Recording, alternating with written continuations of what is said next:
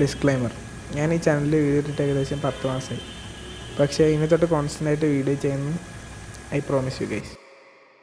So guys, എങ്ങനെ ഒരു ക്യാരക്ടറുടെ ഇമോഷൻസ് സിനിമാറ്റോഗ്രാഫി യൂസ് ചെയ്ത് പോർട്രേ ചെയ്യാം? യെസ്, നമ്മളിന്ന് ഡിസ്കസ് ചെയ്യാൻ പോകുന്ന മൂവി ഡയറക്റ്റഡ് ബൈ കൃഷ്ണന്ത്.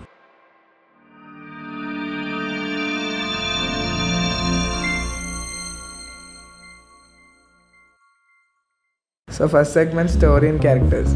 ഈ മൂവിയുടെ സ്റ്റോറി വളരെ സിമ്പിളാണ്. ഈ മൂവിയുടെ മെയിൻ ക്യാരക്ടേഴ്സ് ഒരു പോലീസ് ഓഫീസറാണ്. ഒരു ദിവസം ഒരു ഡെഡ് ബോഡി പുഴയിൽ കിടന്ന് കിട്ടുന്നത്, അത് മരിച്ച അയാളുടെ റിലേറ്റീവ്സിനെ കോൺടാക്ട് ചെയ്യാൻ ശ്രമിക്കുന്നതും, അങ്ങനെ റിലേറ്റീവ്സിനെ കിട്ടാതെ അൺഐഡൻറ്റിഫൈഡ് ബോഡിയായി അത് കുഴിച്ചിടുന്നതും, അത് കഴിഞ്ഞ് ആ മരിച്ച അയാളുടെ വൈഫ് വന്ന് ആ ബോഡി ചോദിക്കുന്നത്, ലാസ്റ്റ് ആ ബോഡി അന്വേഷിച്ച് നടക്കുന്നതൊക്കെയാണ് മൂവിയുടെ സ്റ്റോറിയിൽ. സ്റ്റോറി ഒരു ആവറേജ് ആയിട്ടാണ് എനിക്ക് ഫീൽ ചെയ്തത്. ബട്ട് നെറേറ്റീവ് സ്റ്റൈലും അതുപോലെ തന്നെ ഇടയ്ക്ക് വരുന്ന കോമഡീസും ആണ് ഈ സ്റ്റോറി എൻഗേജിങ് ആക്കുന്നത്. ആക്ടിംഗ് വൈസ് ഈ മൂവിയിലെ എല്ലാ ക്യാരക്ടേഴ്സും നന്നായി അഭിനയിച്ചിട്ടുണ്ട്. പ്രത്യേകിച്ച് മെയിൻ ക്യാരക്ടറായി അഭിനയിച്ച പ്രശാന്തൻ ജഗദീഷ്. സോ ഗൈസ്, നമ്മുടെ സെക്കൻഡ് സെഗ്മെൻറ്റ് എന്ന് പറഞ്ഞാൽ എഡിറ്റിംഗ് ആണ്. ഈ മൂവിയുടെ എഡിറ്റിംഗ് ചെയ്തിരിക്കുന്നത് സുഹൈൽ ബക്കറാണ്. Editing is so interesting. ഈ മൂവിയുടെ കളർ കോൺട്രാസ്റ്റ് ഒക്കെ നല്ല രീതിയിൽ ബാലൻസ് ചെയ്തിട്ടുണ്ട്. അതുപോലെ തന്നെ സ്ലോ മോഷൻസ്, കട്ട്സ് ഒക്കെ കറക്റ്റായിട്ട് പ്ലേസ് ചെയ്ത് ഭയങ്കര രസമായിട്ടാണ് എഡിറ്റിംഗ് ചെയ്തിരിക്കുന്നത്.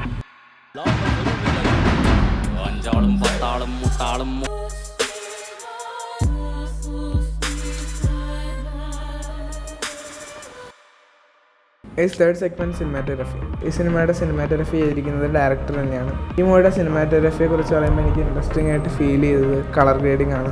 ഈ മൂവിയിൽ ഇവർ യൂസ് ചെയ്തിരിക്കുന്നത് കോംപ്ലിമെൻ്ററി കളർ സ്കീംസ് ആണ്. എന്താണ് കോംപ്ലിമെൻ്ററി കളേഴ്സ് എന്നല്ലേ? ഒരു കളർ സ്പെക്ട്രം എടുത്ത് അതിൻ്റെ 2 ഇഞ്ചിലുള്ള കളേഴ്സാണ് കോംപ്ലിമെൻ്ററി കളേഴ്സ്. അങ്ങനെ കോംപ്ലിമെൻ്ററി കളേഴ്സ് നമ്മളൊരു ഫ്രെയിമിൽ കൊണ്ടുവരുമ്പോൾ അത് ആൾക്കാർക്ക് കുറച്ചും കൂടെ, അല്ലെങ്കിൽ ഓഡിയൻസിന് കുറച്ചും കൂടെ വിഷ്വലി പ്ലീസിംഗ് ആയിട്ട് ഫീൽ ചെയ്യും.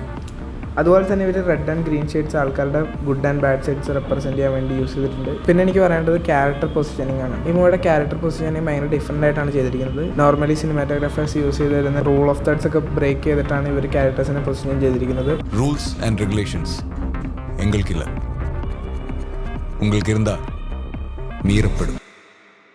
അതുപോലെ തന്നെ നെഗറ്റീവ് സ്പേസ് ഇൻക്രീസ് ചെയ്യുന്നു. ക്യാരക്ടേഴ്സിന് പ്രോപ്പർ ബ്രീത്തിങ് സ്പേസ് കൊടുക്കാതിരിക്കുക. ഇങ്ങനത്തെ എന്തൊക്കെയോ ഹോബികളാണ്. അതൊക്കെ ക്യാരക്ടേഴ്സിൻ്റെ ഇമോഷൻസ് ഓഡിയൻസിന് കൺവേ ചെയ്യാൻ വേണ്ടിയിട്ട് അവർ യൂസ് ചെയ്തിരിക്കുന്ന ട്രിക്സ് ആണ് ഇതൊക്കെ. പിന്നെ എനിക്ക് പറയേണ്ടത് ഈ മൂവിയുടെ ക്യാമറ മൂവ്മെൻറ്റ്സ് ആണ്. ഇതിൽ മെയിൻ ക്യാരക്ടറിനെ കാണിക്കുന്ന മിക്ക ഷോട്ട്സും സ്റ്റാറ്റിക് ഷോട്ട്സാണ്. ക്യാമറ എവിടെയെങ്കിലും പ്ലേസ് ചെയ്ത് വെച്ചിരിക്കുന്നതോ അല്ലെങ്കിൽ സ്ലൈറ്റ് ആയിട്ടുള്ള മോഷൻസൊക്കെ കാണിക്കുന്ന ഷോട്ട്സാണ് മെയിൻ ക്യാരക്ടറിനെ കാണിക്കുന്ന മിക്ക ഷോട്ട്സും. അത് മെയിൻ ക്യാരക്ടറിൻ്റെ മെൻ്റൽ സ്റ്റെബിലിറ്റി കാണിക്കാൻ വേണ്ടിയിട്ടാണ് ഈ സ്റ്റാറ്റിക് ഷോട്ട്സ് യൂസ് ചെയ്തിരിക്കുന്നത്. അതുപോലെ തന്നെ ഒരു സീനിൽ ഈ മെയിൻ ക്യാരക്ടറിൻ്റെ ഇമോഷൻ കൺട്രോൾ ചെയ്യാൻ പറ്റാതെ വരുമ്പോൾ ക്യാമറ അൺസ്റ്റേബിൾ ആവുന്നത് നിങ്ങൾക്ക് കാണാൻ പറ്റും. അപ്പോൾ ഇത്രയൊക്കെയാണ് എനിക്ക് ഈ മൂവിയിൽ ഇൻട്രസ്റ്റിംഗ് ആയിട്ട് തോന്നിയത്. കഥ, സ്റ്റോറി ബേസ്ഡ് ഫിലിംസ് മാത്രം നിങ്ങൾക്ക് ഇഷ്ടപ്പെടുന്ന ആൾക്കാരാണെങ്കിൽ നിങ്ങൾ ഈ സിനിമ കണ്ടാൽ നിങ്ങൾക്ക് ഇഷ്ടപ്പെടാം. ഞാൻ ഈ സിനിമ നിങ്ങൾക്ക് റെക്കമെൻഡ് ചെയ്യില്ല. പക്ഷേ ഒരു സ്റ്റോറി വൈസ് ഇത് സിമ്പിളാണെങ്കിൽ ഇതിൻ്റെ ടെക്നിക്കൽ സൈഡ്സും ഇടയിൽ വരുന്ന കോമഡികളും ഡിഫറെൻറ്റ് ഒരു വെറൈറ്റി ടൈപ്പ് ഓഫ് സിനിമാറ്റോഗ്രഫിയൊക്കെയാണ് ഈ സിനിമ ഭയങ്കര ഇൻട്രസ്റ്റിംഗ് ആക്കി കൊണ്ടുപോകുന്നത്. So guys, follow for more film make.